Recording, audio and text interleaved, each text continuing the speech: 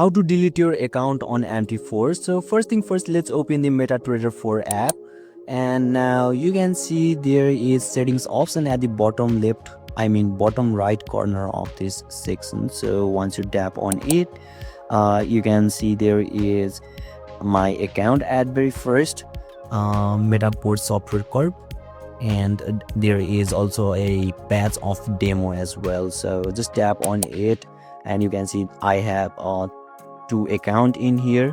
So what you can do is you simply need to slide it to the left, and you can see there is delete option in your on the screen.